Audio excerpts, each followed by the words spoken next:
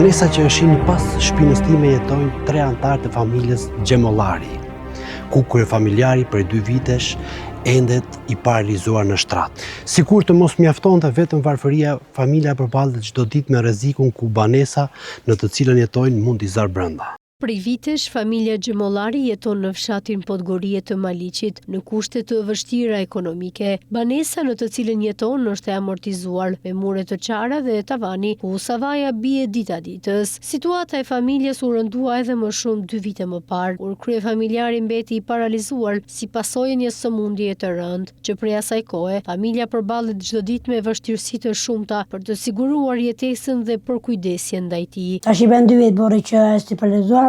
Asë ngret me bebelina, e nëzirë shumë që më karockë. Sa vështirë është për ty? Shumë. Shumë është e vështirë se nuk kje shumë, po s'pata do një të kem do një banjë që ta laj, të këtu, ja këtu e laj, këtu, rejme këtu prej si miqë, këtu. Në këtë dhomë? Po në këtë dhomë. Zonja e shtëpisë, Angela, tregon se në banesë mungojnë edhe kushtet minimale për jetesë. Ajo shprehet se bashkëshortin e paralizuar detyrohet ta lajë në mes të dhomës, ndërsa ujin e ngrohin në mënyrë primitive për shkak të mungesës së një banjoje funksionale. Ku jam martuar unë, kështu. Pa është shumë e vështirë, s'ke, banjë s'ke, dush nuk ke, ujë brenda s'ke. Aty e lajmë borën, në dhoma korrim aty. Është shumë e vështirë për mua se nuk ke një banjë ta lash, s'ke ujë brenda ta lash. Lanë me gjymë?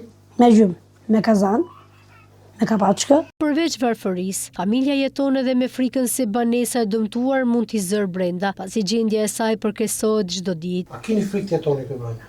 Pa është frikë, po.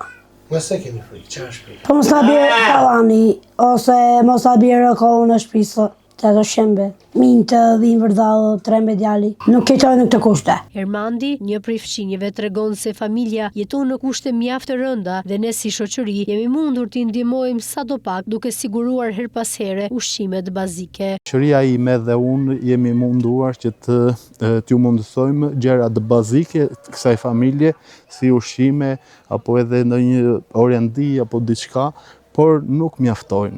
Duhet që të ndërtohet çatia. Çatia ne nuk kemi patur mundësi që ta shruhet dhe ju ftoj gjithë shqiptarët sa të kenë mundësi ose çfarë të kenë mundësi që ta mbështesim këtë familje sepse është vërtet familje në nevojë. Apeli i Blerinës është i thjeshtë, riparimi i banesës dhe ndërtimi i një banjoje që mund të kujdeset në kushte normale për bashkëshortin e saj të paralizuar. Kush është apeli juaj që do i drejtohet gjithë shqiptarëve? Unë i them të shqiptarë dhe i them unë për shtëpi më shumë.